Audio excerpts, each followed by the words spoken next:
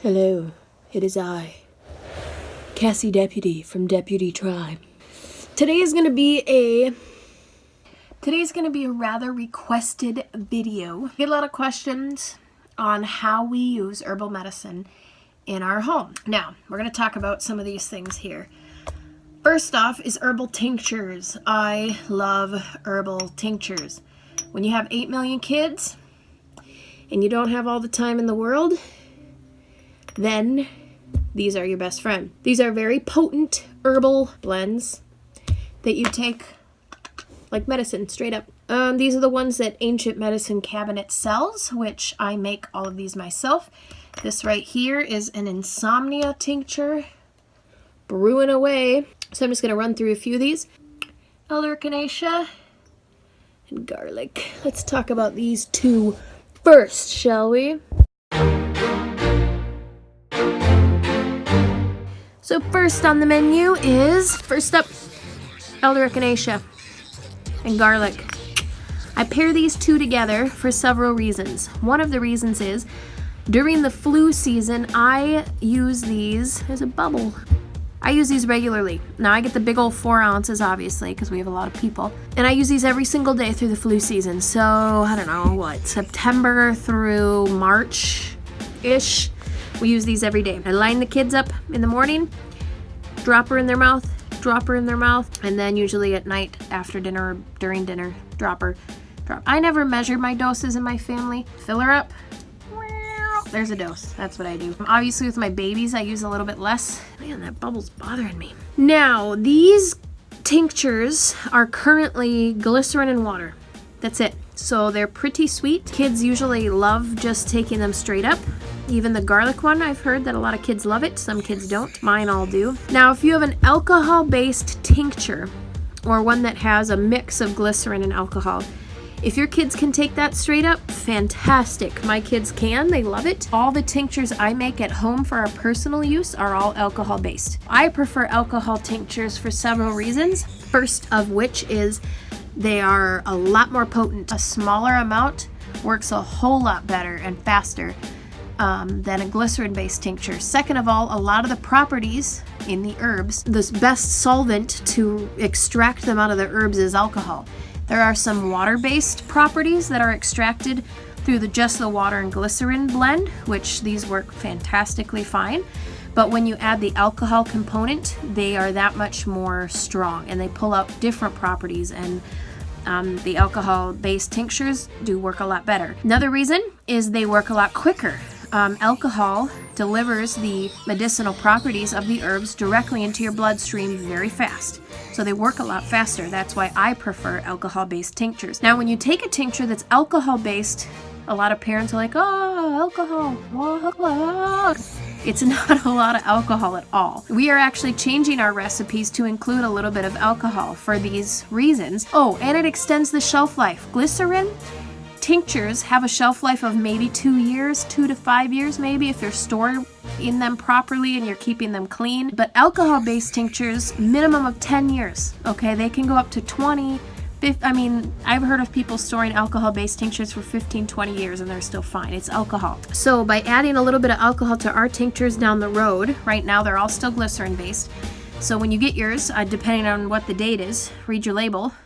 See if it says it's alcohol or glycerin. You'll know the alcohol is definitely a different taste. But if you have an alcohol-based tincture and your kids don't like taking it straight up, put it with a little shot of water, little shot of juice, little shot of milk, whatever, and they will take it right down. So that's how I use these. Now, both of these are anti-inflammatory, antibacterial, antifungal, antibacterial, antiviral, antifungal, anti-cancer, immune booster, and annoying boy repellent. That's a plus, huh? This, I also have a 1 ounce of this that I carry around in my purse.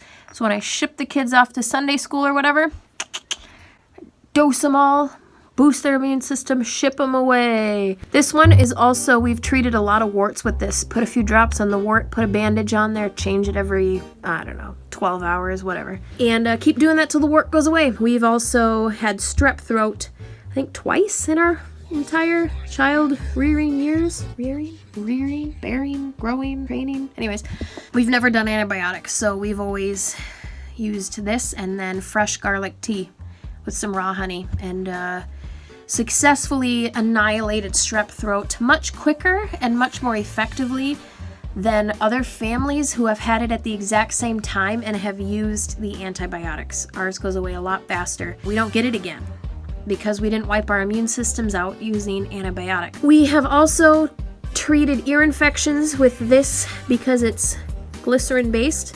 I don't know that I'd put an alcohol based tincture in your child's ear. I think that would burn. But the glycerin based ones I drop in my kids' ears. You can also just make a garlic oil to put in your kids' ears when they have ear infections. But we've never, ever used antibiotics for ear infections, ever.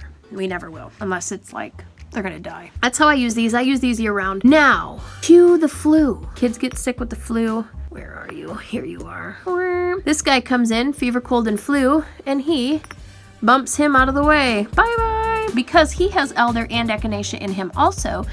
But he has a couple other cool herbs that reduce fever naturally, such as catnip and yarrow and peppermint. Catnip and yarrow, what they do is they open up the pores in your skin and they allow your body to naturally sweat out a fever. Okay, it's not going to work like Tylenol where you take a dose and your fever drops dramatically from 102 to 96 degrees. Okay, that's not how it's going to work, which is great because you don't want to reduce a fever. There's a reason your kid has a fever or you have a fever, and that is to destroy whatever virus or bacteria is growing in your body. We are ones for letting the fever run its course, but if it does need a little assistance or your child's uncomfortable or it just comforts you to kind of take the edge off and kind of help reduce that fever, this is what I'm talking about. Get back up there. I especially created this one because my oldest daughter can't do a lot of medication, okay? She can't do antibiotics. She can't do any NSAIDs, ibuprofen, whatever else has NSAIDs, Advil, aspirin. I don't know if Advil does, but aspirin. And then a lot of just medication, period, drops her blood count and she bleeds out, like doesn't clot. Pretty serious. So I needed something that would reduce fevers naturally for her, so that's why I created this. And then I continue this through sickness too, because this stuff's just fantastic, period, right? Okay, so these two. Now, my most favorite tincture is the cough and congestion. Now, he's my favorite because he works amazingly well. Better than any other cough syrup I have ever used in my life. This guy knocks everybody out of the park. The secret ingredient is the wild cherry bark. Dude, I know you want to be in the video, but come on, your chance is over. We already talked about you. Anyways, wild cherry bark works phenomenally for coughs, okay? There's a couple other herbs I put in here that are really great. Mullein leaf. Mullein extracts mucus out of your mucous membranes. It extracts it, dries it up, really good. Slippery elm bark is exactly what it sounds like. Slippery elm bark is what gives this tincture a little bit of a boogery texture, okay? It's really good for soothing the nasal passages, the airways, bronchitis, when you're coughing and everything's just kind of sore and slippery elm bark is phenomenal for that. It also is known for colds. This one is my all-time favorite tincture. I rely on this so much. When your kids are up coughing, give this to them every 10 minutes till the cough stops, and it does stop. It's amazing. Now that we've talked about this, I want to introduce the insomnia tincture. Insomnia tincture is very gentle, you guys. You're not gonna feel drowsy, not gonna be uberly drugged, it's not gonna knock you out or your kid out. Very, very gentle. The herbs that are in here soothe your nervous system. They lower your anxiety. They help your thoughts stop racing. It's like drinking a cup of chamomile tea before you go to bed. Very, very gentle. You're not gonna wake up feeling like you do when you take melatonin in the middle of the night. Not how this is gonna make you feel. Extremely safe for babies, toddlers. My nephew drank half a bottle at 2 years old and he was absolutely fine. You're okay. Even if it was alcohol based, you're gonna be okay. I leave this on my kids' shelf in their bedroom. So at night, if I remember, my one that gets night terrors a lot, I'll give him that before bed. Typically he doesn't have night terrors. Works really well. I take it traveling because when you're in a new place and you're sleeping in someone else's bed and there's cats outside the door, they're scratching on the door, and you just can't sleep. You know, it's hot and you all have to share a room. You gotta share a blanket. It's like you just can't sleep because you're not at home. Well, this really helps you fall asleep. Now, the reason I bring this up now is because I discovered this phenomenal cocktail. Ready? Boom, boom, boom. You know what I call this? Herbaflu. Herbaflu. It's like Theraflu, but better. Seriously, combine these like a double dose, like 2 drops, 2 drops, 2 drops when your kids are super sick. And this stuff works like therapy. They go to sleep, they stop coughing. I mean, it's just like a miracle. Next up is digestive aid. Also very versatile, especially in our family. Babies, newborns. They got gas problem. I don't know why this happened. I swear I figure it out every time and then I can't figure it out. This works better than any gas drop, gripe water, any other herbal remedy I've ever used. I've given this away for lots of baby showers. All the moms that I've given this to have measured it up against like all the other ones that they got from their shower. And I have them coming back for more because this stuff actually works for babies, for colic. It's amazing. Just a couple drops on the tongue and the baby, like, it works really well. I use this when we're driving in the car, when we're on an airplane, you know, for like motion sickness, in my first trimester of pregnancy, for morning sickness. When you don't digest food properly and your stomach kind of hurts and you kind of feel like, oh, I gotta puke or something. When you have bad gas because somebody didn't sprout their beans and you ate beans and all of a sudden you got like a ton of gas. When you got heartburn, indigestion, when your child's got an upset stomach. I mean, there's 1,000,001 uses for this digestive aid. That is all the tinctures. Come on in here, guys. Come on. Everybody's included. Let's give them a round of applause. There is one more tincture that I use that I don't sell at Ancient Medicine Cabinet, and it is my allergy tincture. Why don't you sell it in the store? We could use it so badly. The reason why is because it's still in the making, okay? I like to test my tinctures first on my own family. Then I give a bunch away. Then I give a bunch away, and I test it on other people's family. And when it works for all of them, then I start calculating the cost and all that stuff, and I see if it's worth it. So it's just not in the finances right now. Onward, Christian soldier. Creams. Healing cream. Bug cream. I couldn't find my eczema cream, and it's because it's holding my phone up. As far as creams go, there's about 4 that I use regularly in my house. Oh my gosh. I totally feel the baby kicking me right now. Oh my heavens, I feel his entire body. I am like laying on him. This is the first time I felt him this much. Oh my gosh. That's amazing. Hello, little guy. Yes, I'm laying on you. Oh, he's moving around. Lest I digress. Oh, I just want to bask in this moment. Oh, it's so amazing. Creams.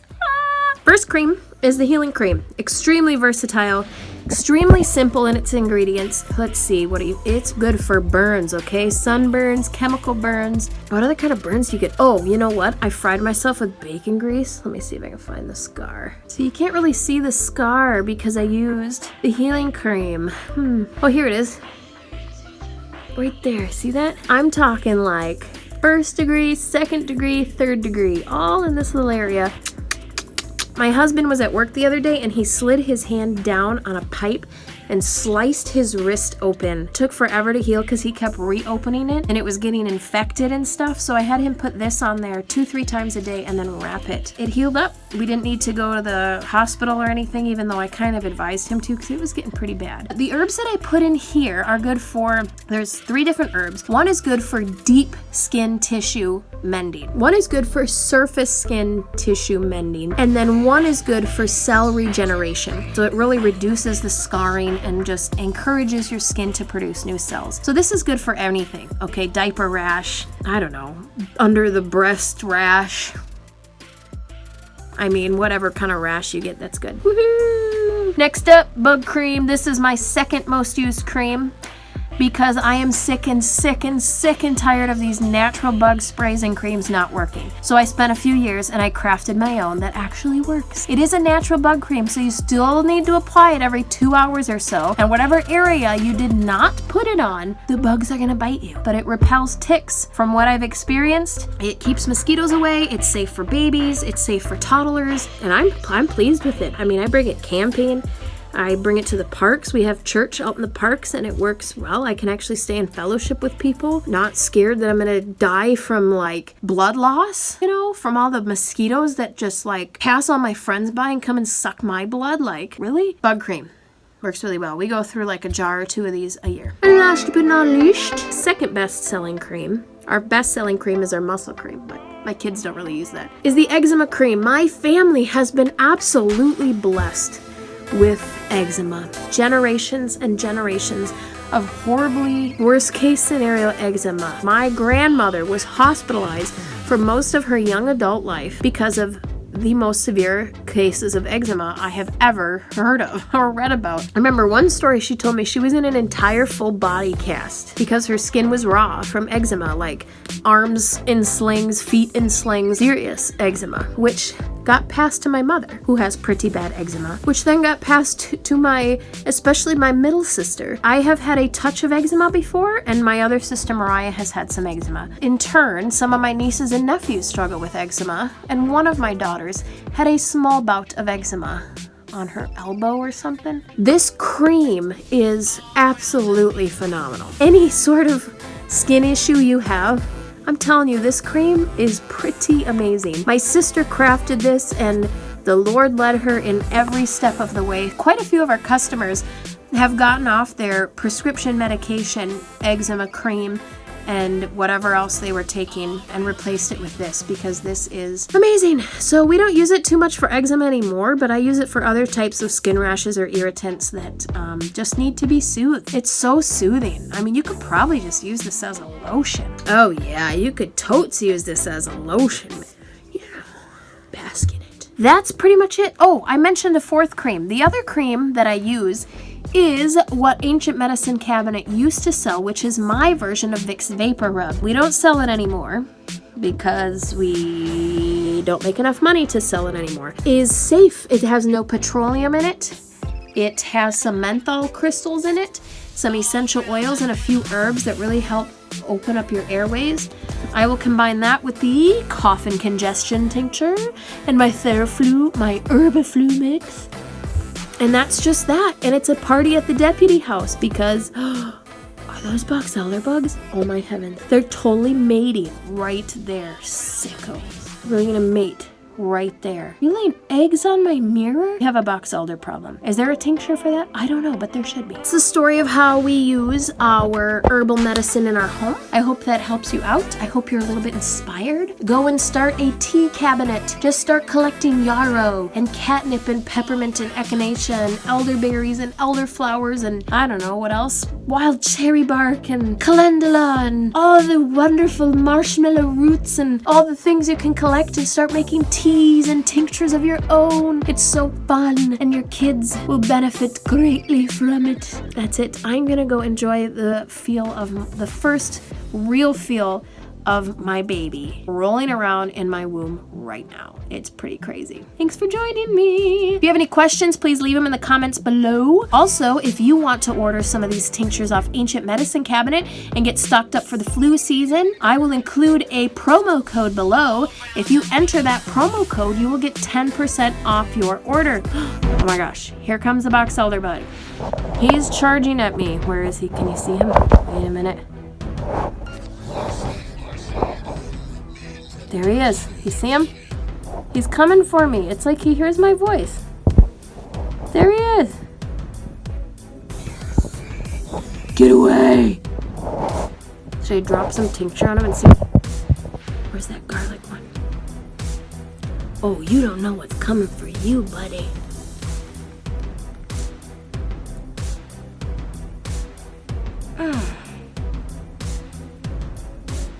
How do you like that, huh? You don't care. And now my carpet smells like garlic.